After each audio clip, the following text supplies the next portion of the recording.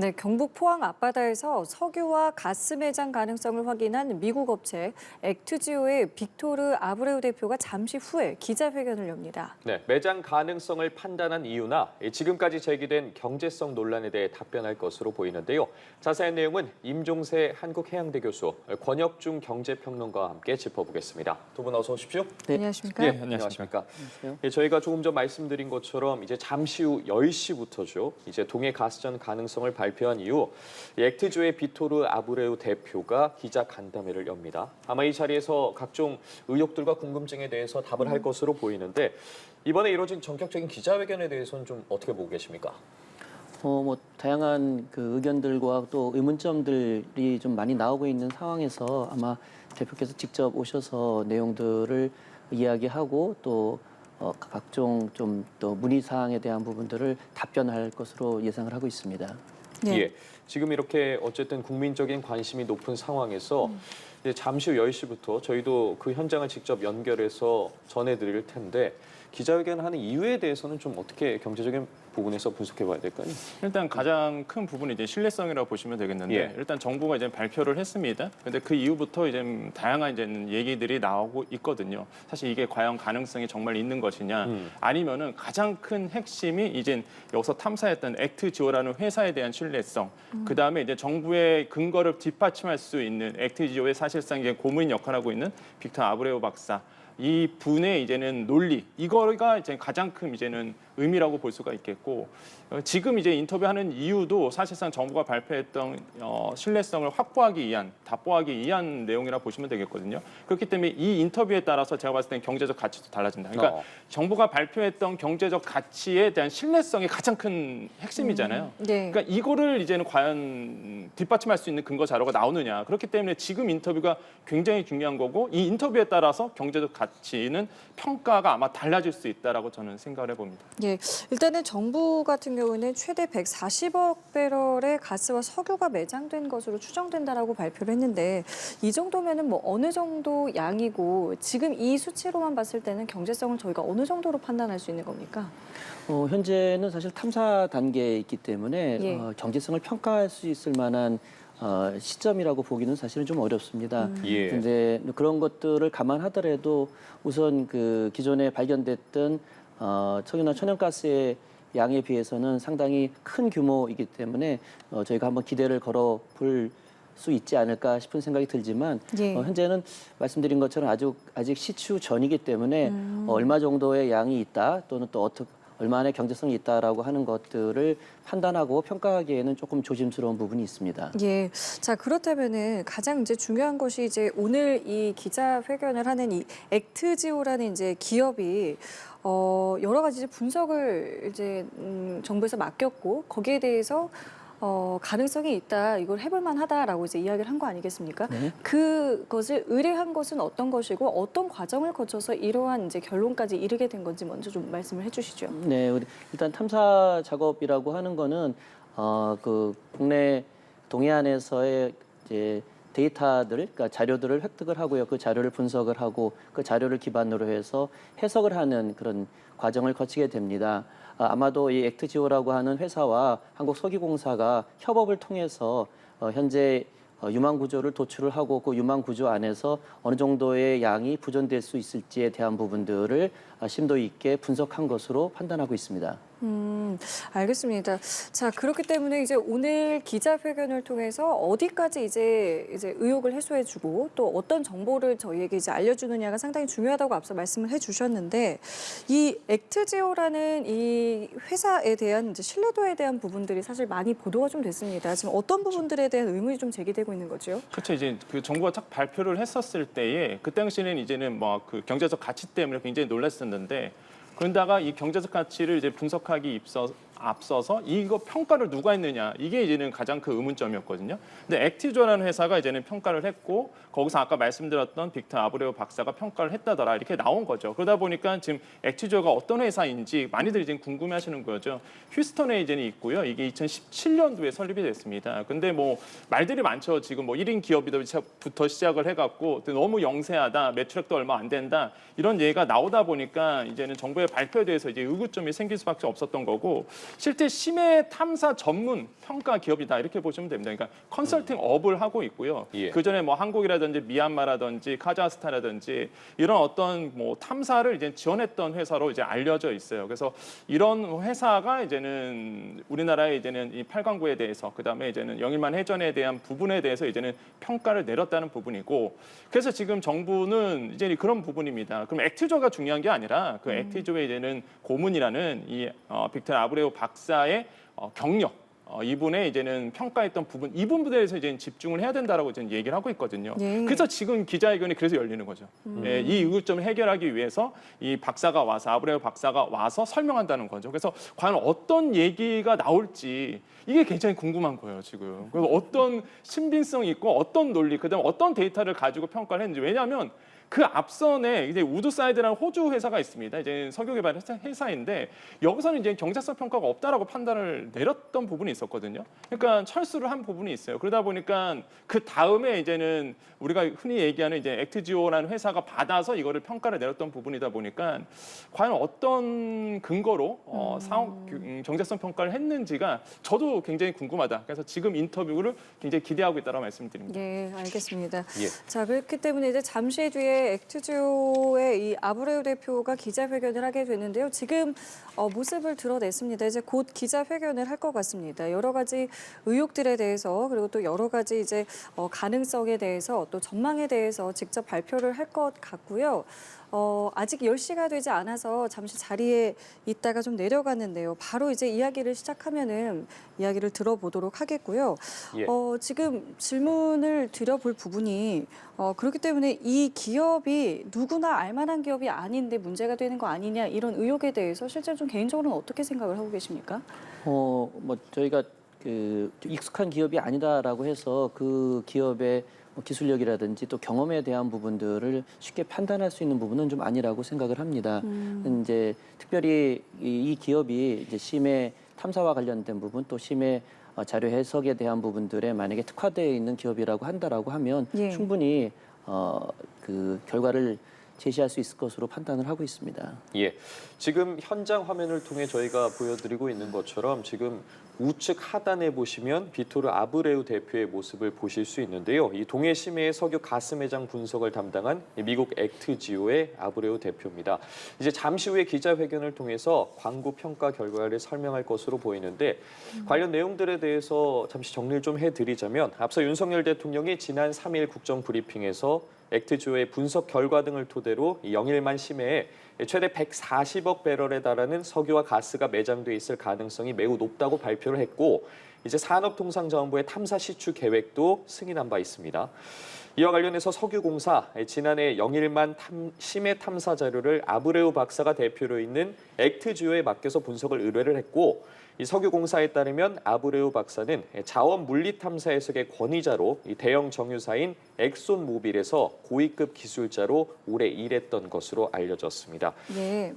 이 동해의 여러 가지 이제 이 매장 가능성을 둘러싸고 국민적인 관심이 워낙 높기 때문에 아브레우 대표가 지난 수요일에 우리나라를 들어왔고요. 이제 잠시 뒤에 기자회견을 통해서 평가 결과부터 여러 가지 의혹에 대한 직접 입장을 밝힐 것으로 보입니다. 액트지오 아브레우 대표의 설명이 있었는데요. 저희가 임종세 교수님 그리고 권혁준 경제평론가님과 관련 기자회견을 함께 봤는데요. 관련해서 바로 좀 질문을 드리도록 하겠습니다.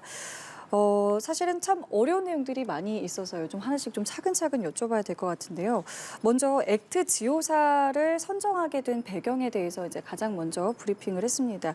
4개 업체의 경쟁 입찰을 통해서 선정했다라고 이제 밝혔는데 이제 일각에서 사실은 이 액트지오사에 대한 어떤 뭐랄까요? 여러 가지 의혹이 제기됐을 때 왜 복수의 기업이 하지 않고 이 액트지오사만이 했느냐라는 이제 의혹이 있었습니다. 관련해서 어떤 입장을 좀 갖고 계신지 먼저 듣겠습니다.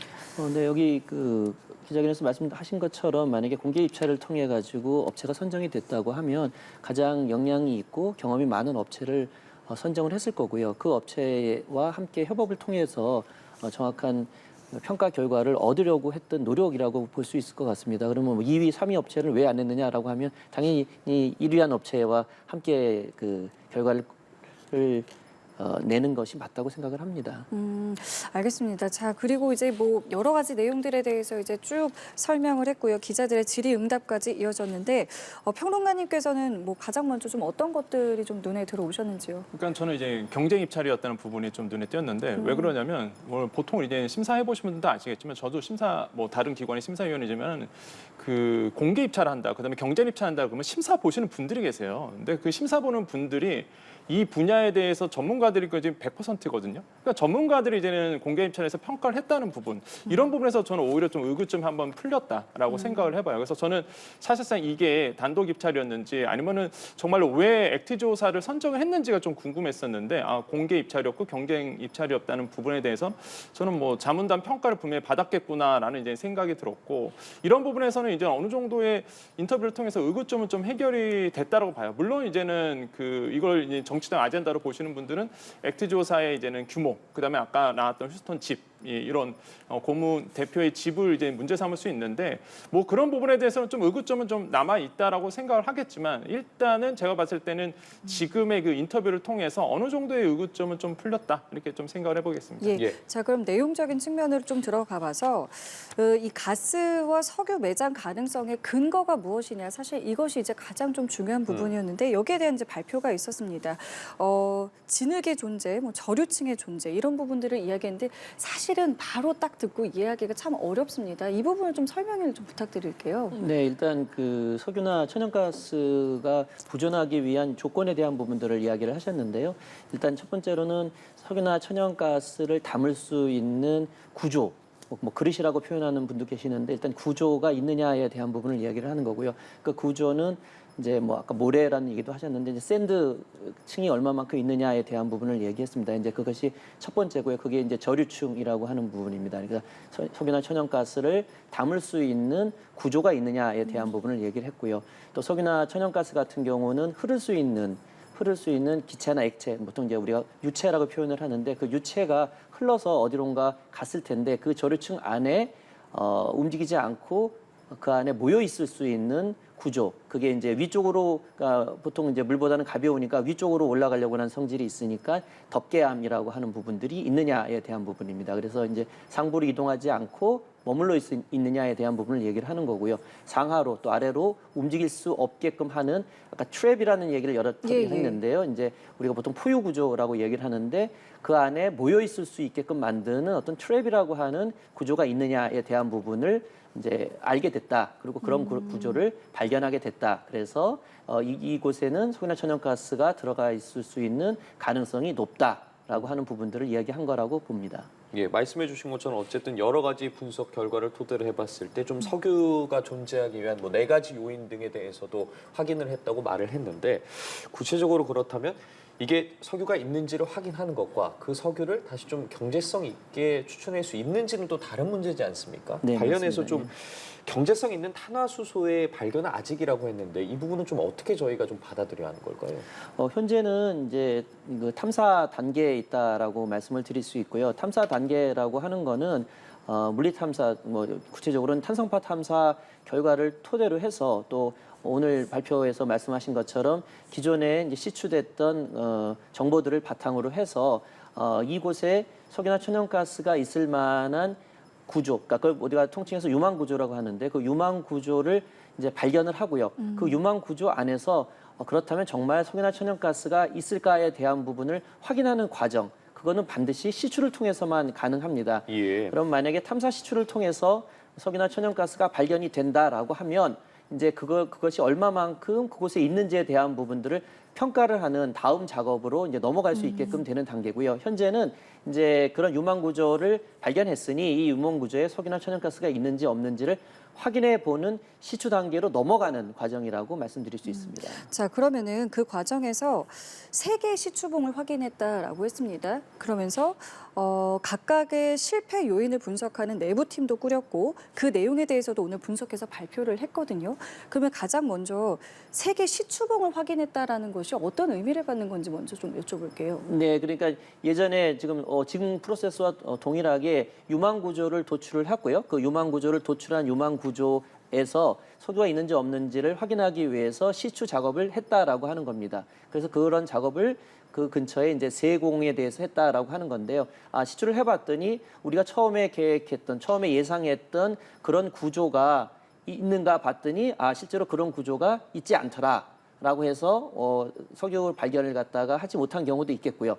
그런 구조는 있는데 석유가 충분하게 우리가 생각했던 것만큼 있지 못하다라고 하는 경우도 있을 수도 있고요. 또는 우리가 이런 식으로 예측을 했는데 실제로 시출해봤더니 이런 구조는 없고 또 이런 트랩은 없고 그래서 석유를 발견하지 못했다라고 한다면 그걸 통해서 그러면 여기 지역은 이러이러한 형태의 층서라든지 이런 형태의 트랩이 있을 수 있겠구나라고 하는 것들을 이제 학습할 수 있게끔 되는 거죠. 그 학습을 통해서 그렇다면 이제 만약에 다른 지역에 이런 형태가 나타난다고 하면 아마도 이런 쪽에는 유망 구조가 있겠구나라고 하는 것들을 저희가 이제 도출해낼 수 있다라고 볼 수 있습니다. 그럼 이번에 지금 나온 것이 그러니까 세 개의 시추봉, 이 시추봉의 이름이라고 해야 되나요? 네. 이 주작, 홍계, 방어, 이 네. 각각의 유정에서 그러니까 유정이 시추봉인 거잖아요. 네네 맞습니다. 그렇죠?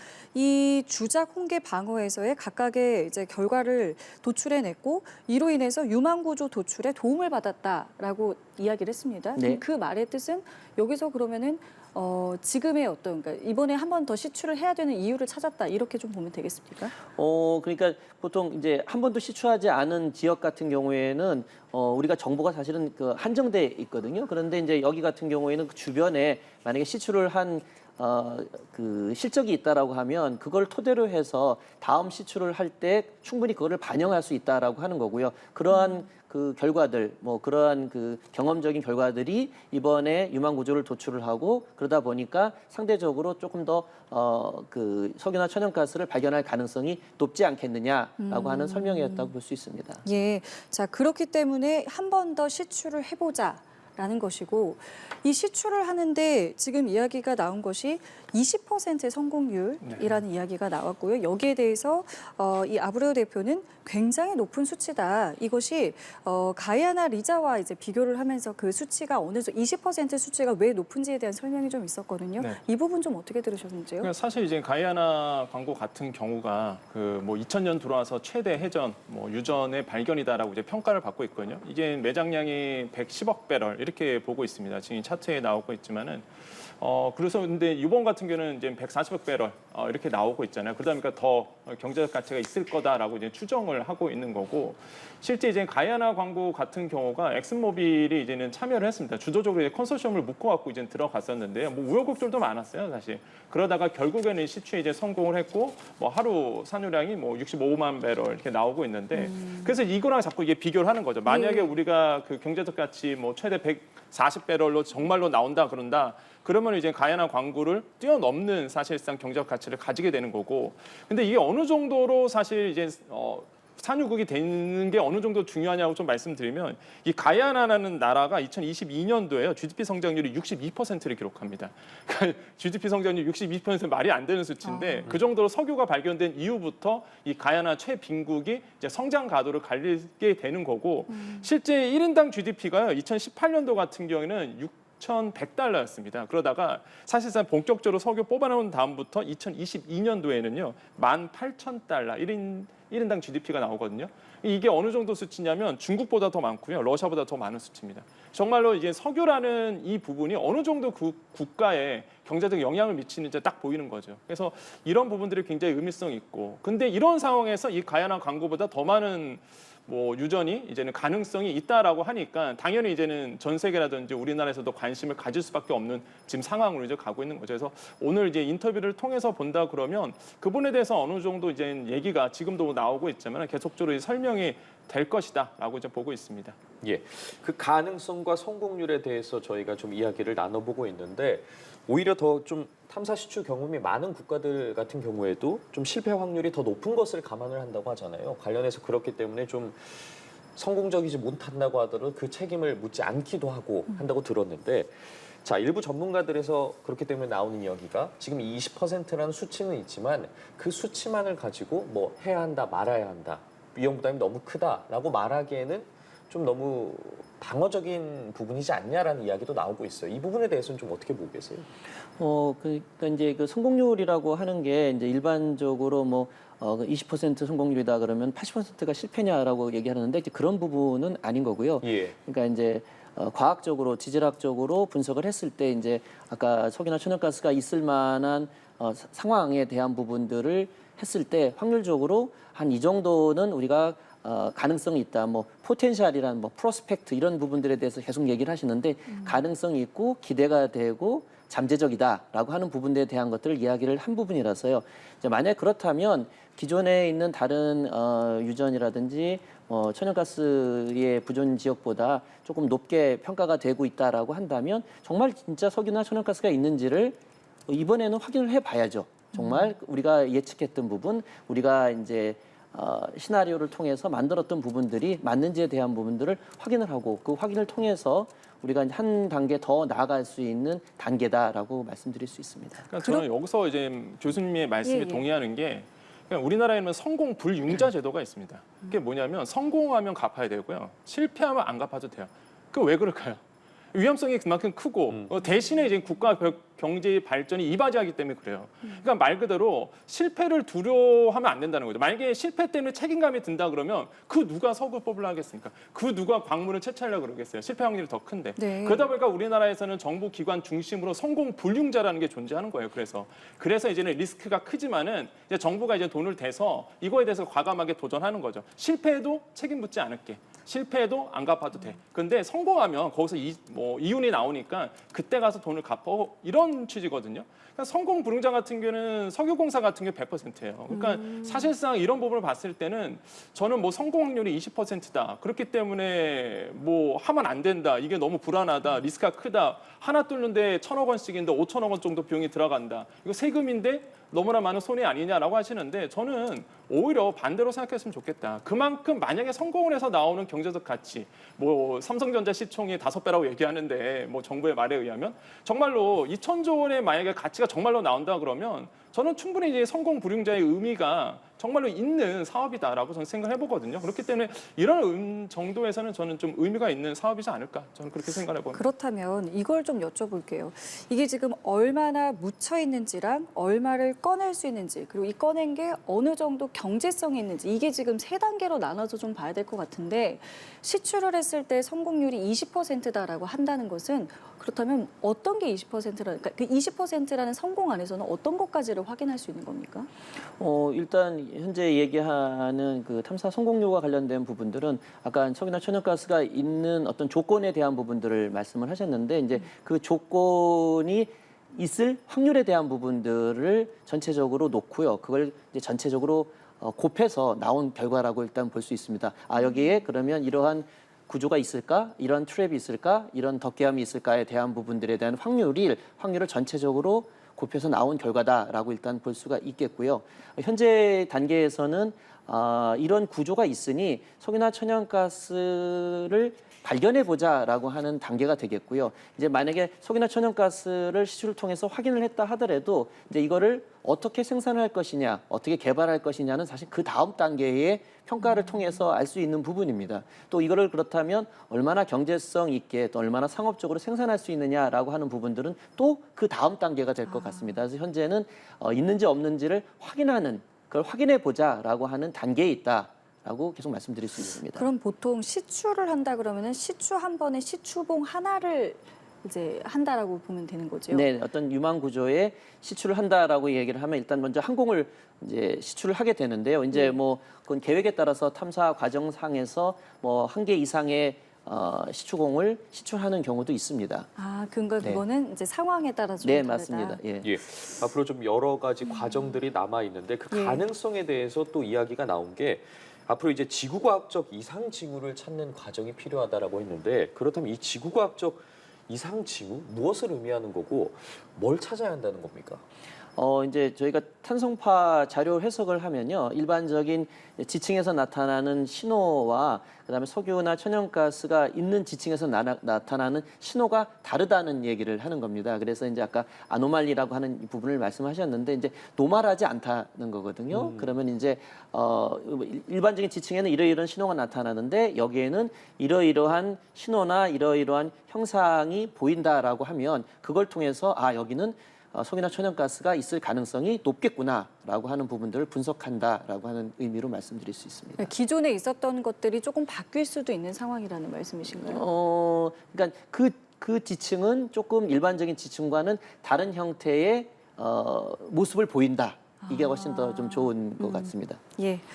알겠습니다. 자, 이렇기 때문에 참 여러 가지 이야기들이 지금 나왔고, 이것을 이제, 앞으로 어떻게 기회비용 측면에서 바라보는지, 뭐 자원 개발의 투자로 바라봐야 되는지, 뭐 여러 가지 시각은 있습니다만, 당장 국내 주식시장은 상당히 많이 들썩이고 있는 상황이잖아요. 그렇죠. 일단은 뭐 대통령께서 직접 발표했기 때문에 그 신뢰성에 대한 부분, 이런 부분에 대해서 기대감이 굉장히 지금 뭐 시장에서 굉장히 높고 그러다 보니까 이제 오늘 이제 아브레우 박사가 와서 얘기한 부분인데 제가 봤을 때는 뭐 어느 정도의 시장의 불확실성은 좀 해소가 된 것 같아요. 왜 그러냐면 가장 시장에서 불안했던 것이 신뢰성, 그다음에 타당도요 이 부분이었거든요. 근데 가장 큰 의문점이 그거였습니다. 이제 우드사이드라는 호주 석유 개발 회사가 있는데 철수했단 말이에요. 근데 왜 철수했냐 이거죠. 만약에 그 시장성과 경제성이 있다 그러면 여기서 계속 이제 그 실제 갖고 있는 게 조강권을 확보하고 있었던 기업입니다. 50% 확보하고 있었는데 이걸 포기하고 이제 철수했다는 부분에 대해서 시장에서는 굉장히 불안했었어요. 과연 이게 경제성이 없었기 때문에 철수했을 거다라고 보고 있는데, 근데 지금 오늘 인터뷰 들어보니까 일단은 어느 정도 이제 설득이 됐던 부분이 뭐냐 그러면 일단 물리 탐사까지는 했던 거로서 지금 보여집니다. 그러니까 우드사이드 회사가 물리 탐사까지 하다가 거기에서 이제 내부적인 뭐 여러 가지 이슈가 있었겠죠. 뭐 대표적인 게 이제 BHP라는 이제는 기업이 있는데 여기가 이제는 최대 광물이라든지 석유 개발 회사입니다. 자원 개발 회사인데 이랑 합병되면서 사실 내부적인 이슈 때문에 이제는 뭐 철수를 했던 부분. 그래서 지금 사실 아까 교수님 말씀하신 것처럼 유망 구조까지 우드사이드가 탐사를 못했단 말이에요. 그래서 이 유망 구조에 대한 부분을 이제는 액트지오가 이제는 평가를 했던 부분이고 이 부분에 대해서 이제는 어느 정도 해설을 했기 때문에 오늘 평가를 했기 때문에 저는 이 부분에 대해서는 어느 정도 주식장의 우호적인 다시 분위기가 다시 한번 또 들썩일 수 있는 분위기가 좀 연출이 될 것이다라고 생각을 해봐요. 근데 다만 주의할 부분은 지금 관련 주가들이 아시겠지만 묻지마 투자가 너무 많거든요. 그러니까 테마로 묶여갖고요. 지금 예. 테마로 묶이는 바람에 지금 묻지마 개인 투자자들이 묻지마 투자하시는 분들이 굉장히 많다라는 부분. 이런 부분들은 좀 조심을 하셔야 된다라고 다시 한번 좀 강조를 해드립니다. 예, 예, 지금 상황으로 봤을 때 어쨌든 첫 시추 작업이 이제 오는 12월쯤에 시작될 것으로 보이는데 자, 그동안 사실 우리나라 같은 경우에 기름 한 방울 나지 않는 나라 이런 문구나 표어들을 저희가 상당히 많이 접했었는데 실제로 지금 살펴보면 세계 4위 수준의 이제 원유 수입국이면서 에너지의 94.8% 이상을 좀 해외에 의존을 하고 있다고 하는 상황인데 만약에 이번에 이런 시추 개발 등에 대해서 성공을 하게 된다면 우리나라에 가져오게 되는 그 효과들에 대해서는 어느 정도라고 봐야 될까요? 일단 뭐 말씀하신 것처럼 일단 하나 먼저 말씀드리고 싶은 거는 이제 동해안에는 석유나 천연가스를 생산한 적이 있습니다. 그게 이제 우리 동해원 가스전이라고 하는 거고요. 그게 이제 현재는 이제 생산이 종료됐지만 동해에서 석유나 천연가스를 생산을 해서 국내에 도입을 해서 활용을 했던 부분이 있으니까 석유 한 방울 나지 않았다라고 얘기하는 부분들은 예. 조금 다시 좀 말씀드릴 수 있는 부분이고요. 예. 지금 현재는 석유나 천연가스를 거의 전량을 수입을 하고 있기 때문에 만약에 우리가 석유나 천연가스를 국내에서 생산을 해서 국내에서 사용할 수 있다라고 하면은 뭐 국가적으로나 국민 경제에 있어서 상당히 큰 파급 효과를 나타낼 수 있다라고 생각을 합니다. 또 이것이 이제 에너지 자원의 안정적인 확보, 그다음에 자원 왕보의 확보와 관련된 부분과 연결이 되기 때문에 국내에서 발생할 수 있는 파급 효과는 뭐 엄청날 것으로 판단을 합니다.